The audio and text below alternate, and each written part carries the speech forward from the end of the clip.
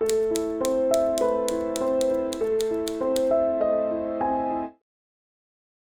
Fire Vampires by Donald Wandrei. 1. This is a tale of war and terror and tyranny and flaming death. It is a story that begins in the bleak abysses of space and ends upon the earth. It is the story of all mankind over a period of 2 decades. Yet, it is also the story of one man and one devil out of monstrous voids. But I anticipate. I, Alan Marsdale, venerable historian to the United Federation of Nations, have been deputed in this, the year of our Lord 2341, to chronicle the coming of the comet, but I cannot set the facts down as dead history, for the very deeds burn before my eyes and the strangeness of it all lives again.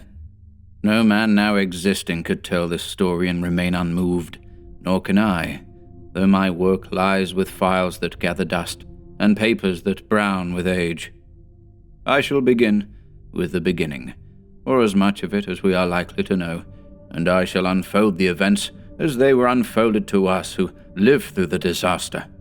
As we look back now with wisdom bought at the dearest sacrifice man has ever made, we wonder how we could have been so blind, could not have put together matters that were linked.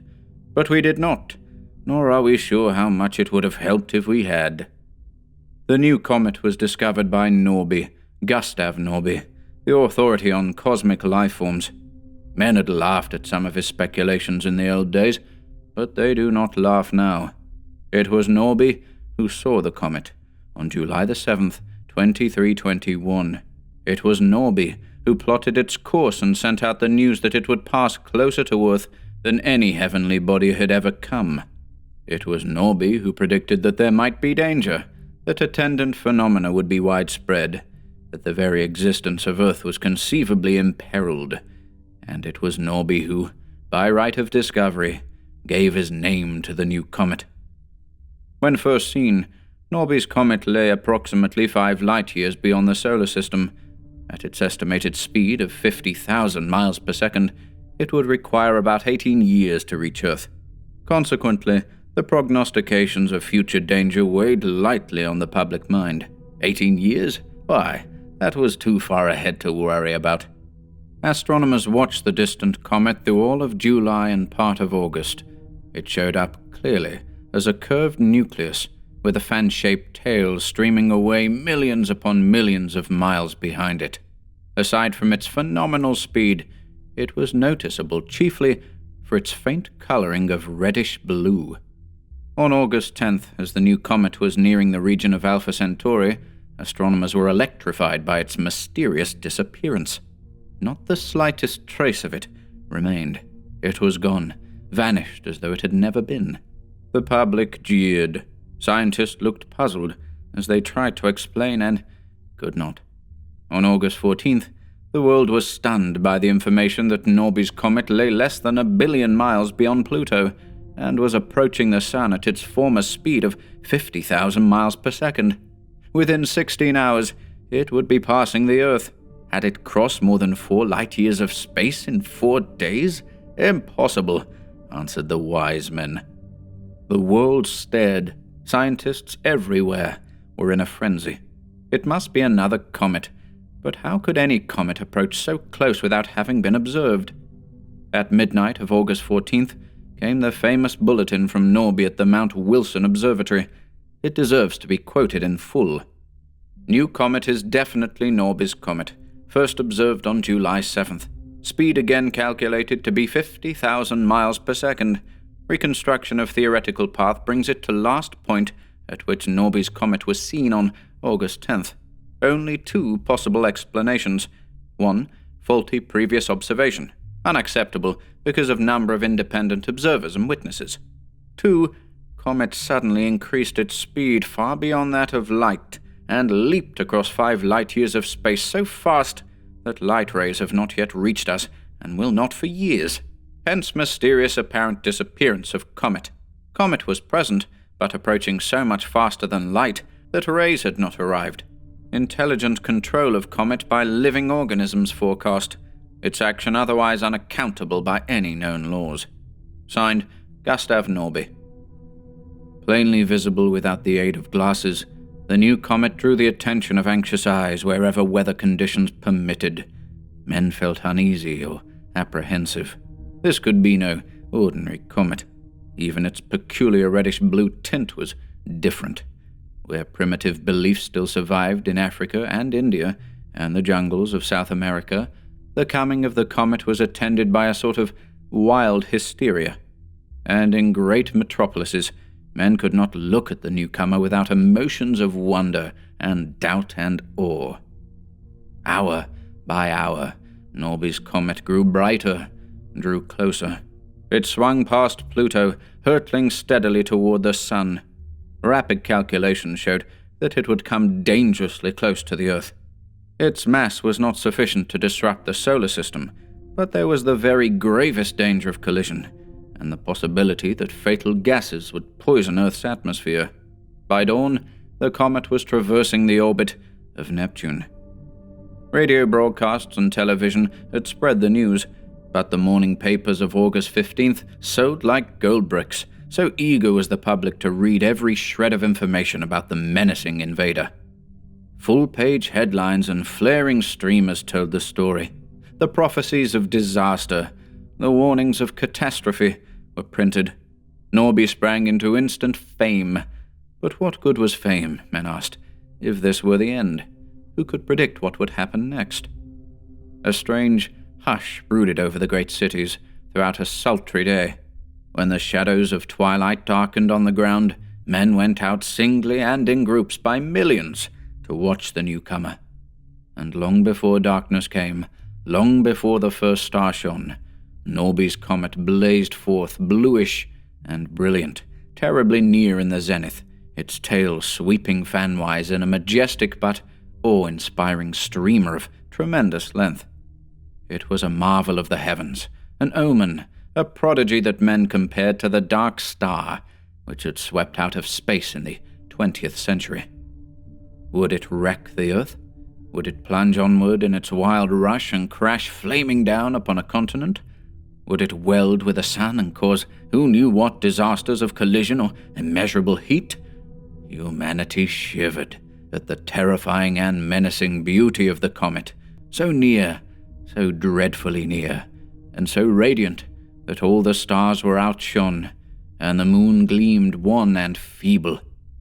A murmur of voices swelled along city streets. In the open country was heard the restless rustle of animals, the shrill whinny of frantic horses. Night turned to a kind of day. Gigantic and supernal, the comet visibly drew nearer, grew brighter, shining like a second and larger sun, with a swath of splendor trailing away millions of miles behind it. The murmur of humanity was hushed for a minute, and swelled to a babel as television and newspapers broadcast the latest bulletin from Norby. Unaccountable change in path of Norby's comet. At 10:41 p.m. Western Standard Time, comet turned at right angles from course toward Earth.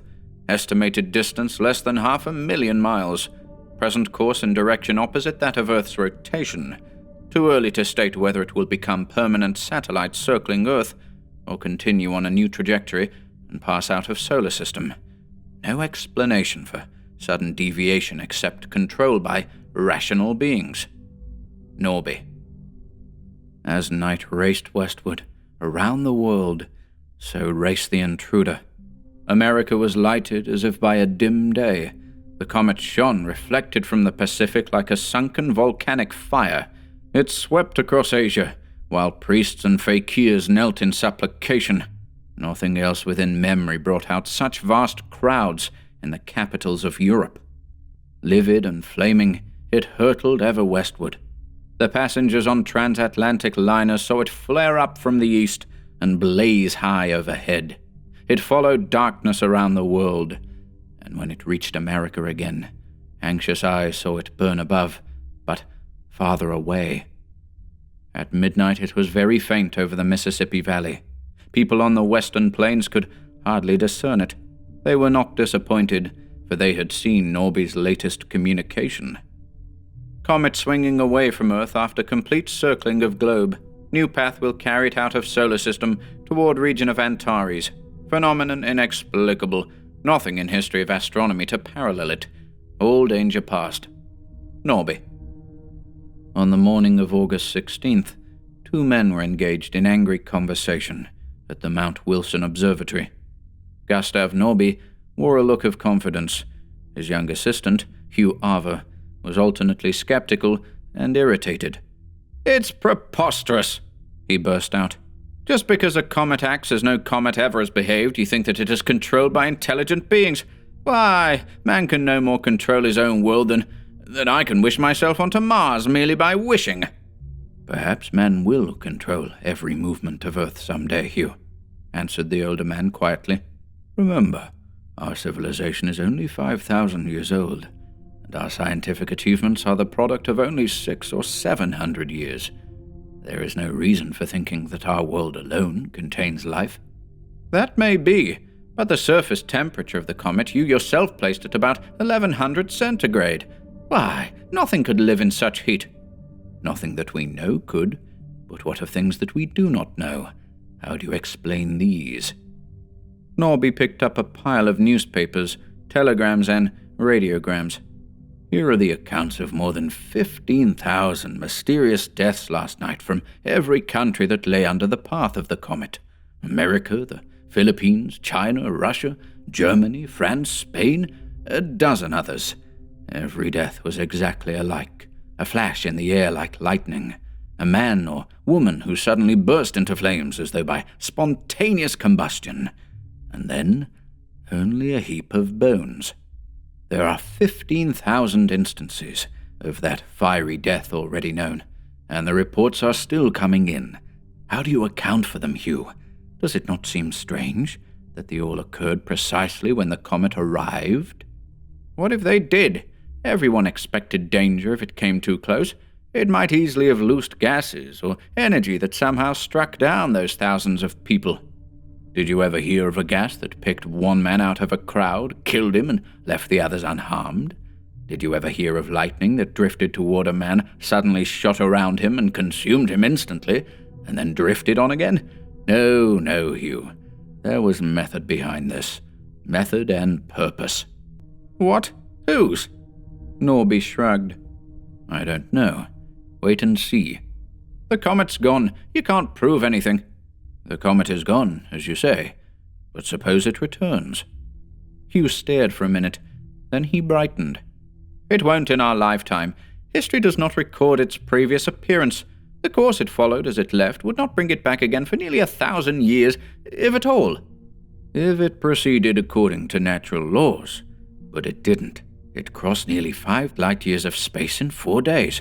It turned at right angles to its trajectory and circled Earth like a satellite. Then it shot off on a still different course. It behaved as one might imagine a spaceship from Mars would behave, increasing its speed to reach Earth, circling Earth to survey it, and then departing home or continuing to other worlds, after sampling the provisions of Earth." "Norby, you're mad!" came Hugh's startled cry. "I am not sure. Can you offer a better explanation?" Hugh was silent. He was skeptical, as everyone else was skeptical. Yet he thought, as hundreds of other far-sighted individuals thought, trying to understand this riddle of the skies. The comet was the greatest news item of the year, of centuries. Its mysterious arrival and departure, the peculiar and terrifying death that slew thousands of human beings in its wake, the lightning that was not lightning, exerted a spell on the imagination, and yet baffled the mind with facts that were not put together. Who could put them together? It seems so easy now, and yet... On another hot August day, 6 years later, Norby and Hugh were descending from the observatory in early afternoon. They had taken dozens of photographs by the new 800-inch reflector the preceding night, and had spent the late morning in an examination of the pictures. "That new telescope is certainly a marvel," Norby was saying.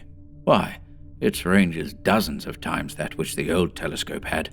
and Pletska's force tube, which creates a vacuum through Earth's atmosphere, does away with heat waves and all the distortions which used to trouble astronomers. Why, they would never have been able to see that new star in the Antares cluster. It's strange that the star didn't appear in earlier photographs.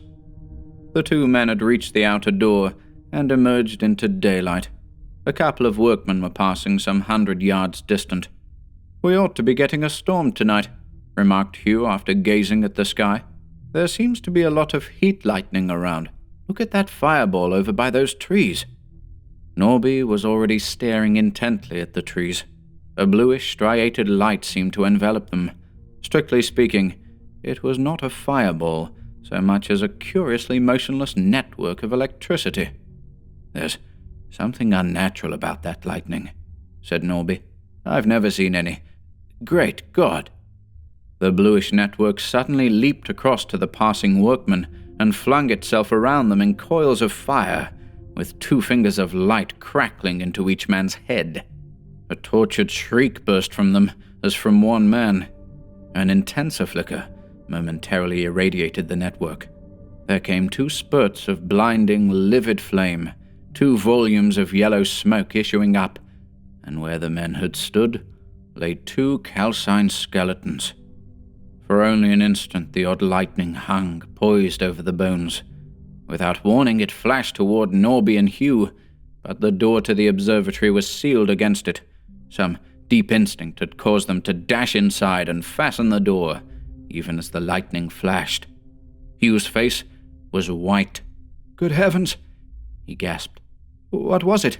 Why, that thing acted as if it were alive, like an animal springing after prey. Those men, I'll never forget them." Norby had a strained, queer look in his eyes as he answered, "I'm afraid you're right, Hugh. Horribly right. An animal after prey." "But it can't be. It can't be. That was lightning." "Was it?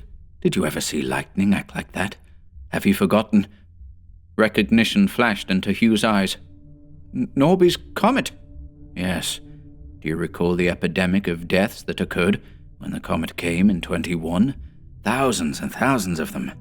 And the reports, the deaths must have come about much in the same fashion as these 2 did. That comet has returned, Hugh, and I'm afraid for the worst. It departed toward Antares, you know, and last night we found a new star in the region of Antares. Probably it was the comet. It may be within striking distance of the Earth already. It must be. What can we do? How can we escape if you're right?" "We can do nothing but stay here so long as we are sealed in. The other deaths all occurred outdoors. I think we are safe for the present." Throughout the afternoon, they remained inside, yet they heard and saw the tragedy that swept its fantastic way around the world.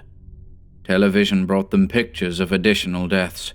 They heard the story of an electric plague that seemed to have broken out everywhere. Hour by hour, the total of lives lost mounted. Men, women, and children were stricken down in city streets, enveloped as they emerged from buildings, burned as they worked in fields, incinerated on the public highways, and aboard ships at sea, slain even in aircraft. Nowhere on sea or land or in the sky was there safety. Every country in the world, from Alaska to Antarctica, from Europe to Australia, reported the fiery death. Not a city of any size escaped the striated networks and the consuming bolts. But it was at nightfall that the accumulating panic and terror swept to a climax. It was at nightfall, beginning along the Atlantic coast and following darkness ever westward around the Earth, that the incredible, monstrous, appalling truth flamed in the heavens in mile-high letters of fire. Norby and Hugh heard the broadcast, which announced that Norby's comet had again been sighted, moving across China. They heard in stunned incredulity the account of that new phenomenon, which had also made its first appearance over China. But they could not believe, they would not believe, until the afternoon had worn away and nightfall came. Then they saw it, the comet streaking up from the east, brilliant and bluish red and strange, with a corona haloing it, and its tail fanning away behind in a vast curve. They saw the striations and streaks of lightning that moved innumerably through the entire heavens, so that the stars were outshone and freaked by lines of fire, lines that moved and formed themselves into letters, words, and a message, a mile high, miles long, shining in terrible flame against the darkness behind. Awed and speechless, Norby stared while a strained look settled on Hugh's face. They watched the message spell itself out, a message so simple and yet of such stupendous import to mankind. "People of Earth," it began, "you are ours by right of conquest. Henceforth and forever you belong to us, of Katinga, known to you as Norby's Comet. You cannot fight us, nor defeat us, nor evade us. We are superior to you in every way. At irregular intervals we shall return and claim as our due from 20 to 50,000 of your inhabitants. We desire nothing else, but we insist upon the payment, and we shall take it. If you resist, we shall take more. On our next visit, we shall claim John Hanby, the President of the Federated Nations, Axel Gruno, Master Scientist of the World, Sinlo Hoy, Commander-in-Chief of the International Army, and Gustav Norby of the Mount Wilson Observatory. These men must place themselves in the evening of August 27th, 2332, at the peak of Mount Wilson. If they are not there, we shall take 100,000 lives instead of 20. For Thagur, Lord of Katinga."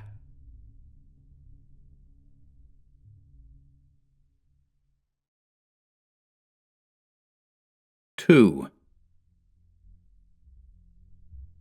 "What can it mean?" gasped Hugh. "It's mad. It's unbelievable. Norby, why should you be chosen? It's all a hoax." "Easy, Hugh," answered Norby to his excited assistant.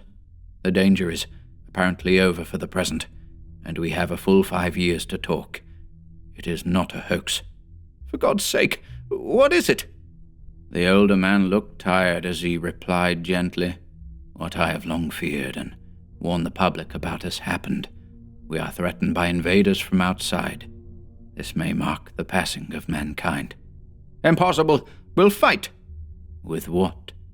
Hugh was silent. Norby continued, "We can't even reach the comet, and how are we going to fight a wholly alien form of life of which we so far know virtually nothing? If it is life, it is, and life of a vicious and frightening kind." "It must be a hoax, it must be. How could the creatures have known English? What sort of thing could they be? Why, there's nothing on Earth to account for them." "True, but you forget. The message we saw appeared in Spanish over Spain, French over France, Russian over Russia, and so on. Each country read the message in its own language. Was that a joke? It was a miraculously intelligent joke if it was. Don't forget the earlier visit of the comet. I had a theory then that no one would accept. Briefly, Hugh, the comet is controlled by life of a sort with which we are unfamiliar, possessing knowledge and power far beyond ours. They are electrical things, pure energy, that has an intelligence and reason. Somehow they feed on human life, human energy. They killed thousands on their first visit. They sucked out life from living men. Vampires. Fire vampires. That's what they are. And they sucked out knowledge too, mind and soul and brain, so that they were able to study and master the nature of Earth before they returned a second time. Don't ask me how they did it. I can only look at the results and guess. Somehow they feed on our life force, spirit, energy, call it what you will. In so doing, they also absorb the entire knowledge of the victim. From the tens of thousands of people that they have now slain, they have obtained new energy for themselves, and a great cross-section, if not virtually all, the knowledge of Earth. Man is doomed. Earth has been made into a slave planet, owned by fire vampires. God knows where the comet's headed now, out toward its other slave planets, I suppose, or to explore for new, inhabited worlds to subjugate. It's easy to see why they picked out Hanby and Gruno and Hoy. They are 3 leading minds of Earth today, information that the vampires could have sucked from almost any one of their victims. But it's also easy to see that they could not seek out and find specific victims. Otherwise, they would not have ordered these 3 individuals to be segregated in an isolated place. But why you, Norby? I can't understand that. I think it's because they fear me. No one believed my theories and warnings, Hugh, but many people read them. The fire vampires probably reasoned that if I was several jumps ahead of the world in knowing about them, I might also find some means to thwart them.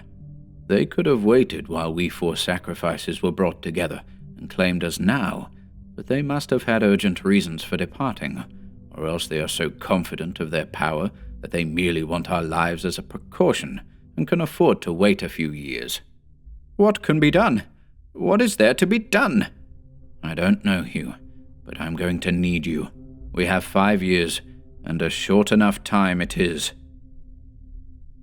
On August 27th, 2332, Norby stood again in the observatory. The intervening years had been crowded with labors and plans and projects that seemed to get nowhere. The immediate panic created by the comet had worn off the world by now, and a myriad explanations had been advanced to account for the phenomenon. The eve of its return was approaching, and excitement swelled along all the highways and cities of the world once more. Excitement and uncertainty, and fear. Norby peered out from the protection of a heavy green curtain as if he were expecting someone. He looked 10 years older, and a grim weight had taken its place on his shoulders. His hair was fast whitening. Wrinkles furrowed his face and forehead. All at once, his countenance brightened faintly. A few minutes later, Hugh rapped cautiously on the unused storeroom that concealed Norby. The scientist admitted him. "Did you carry it through successfully?" he asked anxiously. "Yes, I spread word that you had fallen into the river while on an outing with me, that you had failed to come up, that I could not reach you because of the steep banks, and that all points were to be watched for your body. I was detained several hours by the police for questioning, which delayed me, but finally released on my own recognizance." "Good work. You are sure that my death is firmly implanted in everyone's mind?" "Yes, the television broadcasts have already gone out." "Did you learn anything further?" "Hanby, Hoy, and Grunow are on their way. They will be at the appointed spot by noon, without you, and firmly convinced of your death." "If there were anything to gain, Hugh, I would be out there with them. But there isn't. In 5 years, the world hasn't been able to accomplish one definite thing toward repelling the fire vampires. If the deaths of those 3 men will save a needless waste of life, their martyrdom will not be wasted. The whole race is periled, Hugh, and no one man can think of himself first. But I have hopes. It's a long shot I'm taking, and if I lose, the blood of thousands will stain my hands. But if I win, the danger will be over, and your help is essential. You know you can count on me." Hugh walked to the one window of their hiding place and pulled back one edge of the curtain to peer outside. As he did so, it rolled up with a snap. "Quick!" Norby shouted. "Pull it down again before someone sees us." He was too late. Hugh jerked at the recalcitrant curtain, but a member of the staff passing by outside glanced up. Norby dived for a dark corner, hoping he had not been seen. Vain hope. A smile of recognition lighted the face of the man outside, a smile that turned to a writhe of agony, as a whirling network of fire flung itself in rippling striations around him. "They've come again!" gasped Hugh. "And the damage is done," said Norby, with a tight hardening of the lines around his mouth. "But don't blame yourself," he added, as he saw the downcast look on Hugh's face. "I should have known better than to rely on those antiquated curtains." How terribly right he was, he found out as the day wore on. 20,000 lives if Norby, Grunow, Hoy, and Hanby were sacrificed, so the message had said. 100,000 if the instructions were not obeyed. By nightfall, 100,000 and countless more had perished in America alone. The whole fury of the fire vampires seemed concentrated on the country where one of their intended victims lived, and Norby knew that the fire vampires, in absorbing the life of the man who recognized him, had absorbed also his last impression, the figures of Hugh and himself in the storeroom. Fate had beaten him, but he would not yet give in, not even when, after nightfall, he saw another message flame in the sky, a message that announced the next return of the creatures on July 17th, 2339, and threatened the extinction of all human life on the North American continent, unless Norby was sacrificed. He was requested to go on that day to the same spot where Gruno and his companions had met death. Norby regarded the message with cold, murderous eyes. With a deadly calm, he called Hugh to him then, and they prepared for part of their work. They adjusted the giant reflector to follow the comet that now blazed triumphantly in the zenith.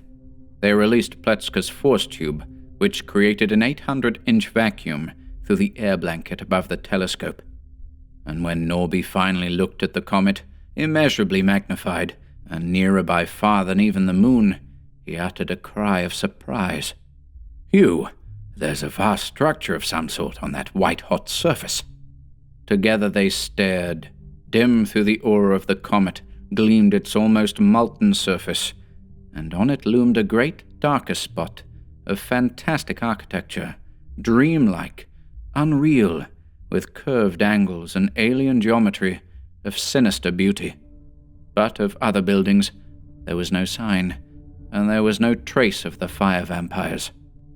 After long scrutiny, and after hundreds of photographs had been taken, Norby commented with a puzzled air, "There is something curious about this. I don't understand it. If only I could put things together." "What's the trouble?" asked Hugh. "Why, there's only one building on the comet. It's as large as a city, of course, and could house many thousands of the fire vampires, but it seems strange. Again, isn't it rather odd that they would raid the Earth and still leave no one behind, not even a guard?" "Not so strange," said Hugh. "There may be a large number of the things still contained in the structure, where of course we wouldn't be able to see them." Norby shook his head doubtfully. Somewhere in these facts lay the weakness of the fire vampires, the weakness that they feared he would discover. But where? And for that matter, how could he tell, among the countless photographs of the fire vampires which had been taken in various parts of the world, which one was for Thagur, Lord of Katinga? "I have it!" he suddenly shouted to Hugh. "I found it!" Hugh looked as if he thought his superior had gone mad under the strain. "Found what?" he queried. "The weakness. All the fire vampires are reddish, except for Thagur, the blue one that we ourselves saw." "Well?" But more than that, Norby refused to divulge. I must leave to others the story of the social and economic collapse that disorganized the world between 2332 and 2339.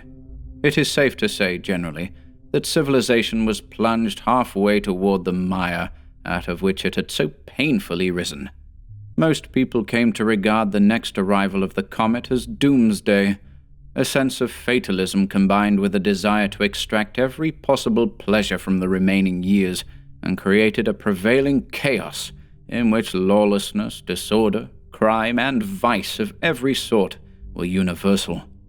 Scientists, it is true, worked feverishly in efforts to devise new weapons of destruction, to break down the atom, to control the laws of stellar mechanics, to invent space transports, which in a last resort might convey the population of Earth to another planet.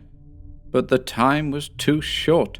Throughout the period, a tremendous exodus from America was underway, resulting in serious overpopulation of the nearest countries, and causing almost continual riots, struggles, and intermittent warfare.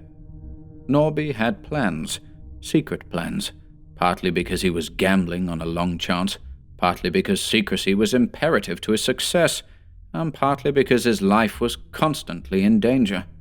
Branded as a coward and a traitor for not sacrificing himself with Gruno, Hamby, and Loy, accused of being directly responsible for 100,000 deaths, he found his work seriously hampered. Somehow, with that indomitable courage that man achieves in his deepest despair, and despite the white hair which now hung above his haggard face, he carried on. There were rumors of blasting operations around Mount Wilson, but the entire mountain was now forbidden territory by governmental decree. There were trainload after trainload of apparatus that wound their way toward the observatory. Long-needed repairs were being made, was the official word. But all the crowded events of those years must be left for other hands to record. I passed to that fateful day of July 17th, 2339. "Are you sure you have all the directions straight?" asked Norby anxiously, as he and Hugh stood on the peak of Mount Wilson. "Yes," and Hugh briefly repeated them. The white-haired man nodded, and they went to their stations. In the former peak of Mount Wilson now lay a deep crater, as though a volcanic explosion had blown its tip off. The careful dynamiting and patient camouflage that were man-made had succeeded in creating an illusion of natural eruption. Near the center of this pit was what looked like a large, flat boulder, upon which Norby took his stand. The walls of the crater rose almost sheer for 500 feet, and were lined to the top with a series of irregular projections and ledges. Toward the biggest of these, at the base, Hugh made his way. An observer would have been startled to watch him apparently walk through the solid rock and disappear. From the shadow and protection of a cavern, Hugh looked out at Norby, who stood impassively on the boulder. Behind him was a labyrinth of machinery, including enormous dynamos that droned with a dull rhythm. In front of him were several instruments, an electro-interferometer for detecting the electrical charge of the atmosphere within a radius of 10 miles, and a staggered triple switch being the most important. The hours crawled by. A hot sun beat down on the crater.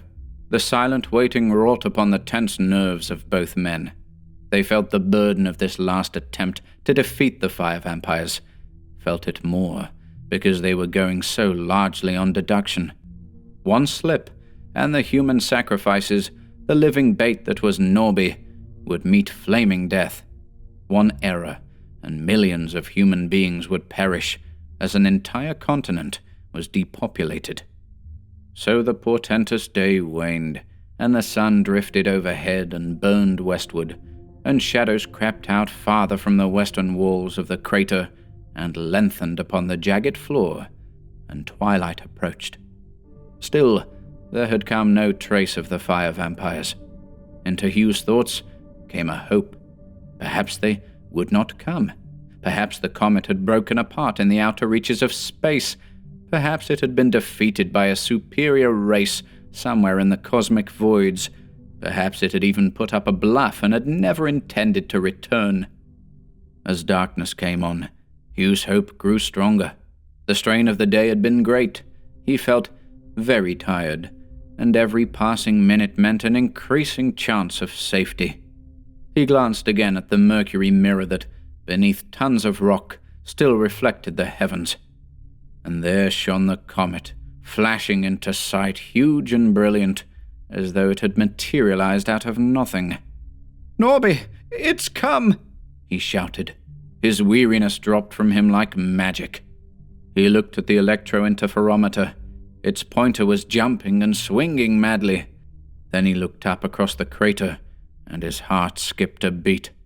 A vast mass of bluish lightning drifted ominously above the pit, as though suspicious, yet hungry for prey. In the darkness, Hugh could not make out Norby's reaction, and if the worst happened, he did not want to witness Norby's fate. The sinister thing poised far above its victim, contracted, and like light hurtled downward to fling coils of living fire around Norby. Hugh's hand, already resting on the staggered switch, threw it shut with a convulsive movement that brought 3 sharp staccato clicks. At the first click, Norby dropped from sight through a trapdoor, while streamers of bluish energy ravened furiously where their prey had vanished. At the second click, a solid sheet of fire shot across the upper rim of the crater, closing it completely with a roof of blazing incandescence. The bluish fire vampire suddenly sensed danger and leaped upward. Too late. Like a trapped animal, it halted at the solid flame that shut it in. A sound like a piercing cry, a noise like a hiss, emanated from it. At the third click, from 100 points on those jagged ledges shot 100 roaring bolts of electricity, 10 million volt streams that thundered and spluttered and crackled, crisscrossing the entire crater with a hell of surging power. In that mad and frightful glare, to the deafening crash of giant bolts, Fthagur, the blue fire vampire, twisted in a frantic effort to escape. Only for an instant were its thrashings visible, only till that moment when the roaring electricity crackled through it, and there came a titanic flash, as of a cosmic short-circuit, and a blackness of blackness followed. And all over the world there swept a flash in the skies, and a flame on the ground. Every fire vampire was seen to writhe in torment and disappear in a spurt of diffused incandescence. Thus the fire vampires passed away forever, leaving behind them only the comet that is now a satellite of Earth, with an identical rotation period, so that every night it blazes above the eastern horizon and trails high across the heavens. Before me, as I write, lies a communication from Norby in answer to a request of mine. It seems most fitting to close this record by an extract from that missive. "You ask me how the fire vampires were beaten," he replies. "I can only say that it was by guesswork and good fortune as much as by knowledge. Several facts that I had gathered impressed me. Why was there only one building on the comet? Why were there no guards left behind? Why were all the fire vampires red, except one that was blue? A thought came to me, one of those guesses in the dark. The answer is, I said to myself, that the blue vampire is Fthagur, Lord of Katinga, and there is only one fire vampire in all. Somehow this monstrous abhuman entity grew up as a unit composed of individuals, a disconnected organism that nevertheless might die if its main member were killed. That main member, I reasoned, must be Fthagur. All the red fire vampires were limbs, tentacles, parts, as it were, able to behave like separate individuals within a limited territory, but bound by invisible ties of energy to the parent. If my speculations were true, then we would only need to destroy Fthagur, and the other countless parts of this weird organism would of necessity likewise perish. And since the thing was pure energy, I reasoned that pure energy might short-circuit it, or diffuse it, ground it, in the terms of earth science. Together, Hugh and I worked out the details, concealing anodes and cathodes for carrying an enormous charge all around the crater. The results you know. The danger is past, yet I cannot help feeling a certain respect for an entity that almost made good its huge bluff, that almost succeeded in its pretense that there were millions of fire vampires, when there was really only one, Fthagur, Lord of Katinga.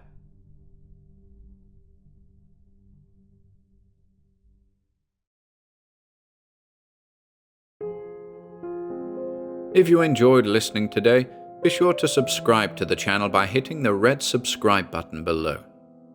After doing so, click the bell icon next to the subscribe button to receive new content notifications.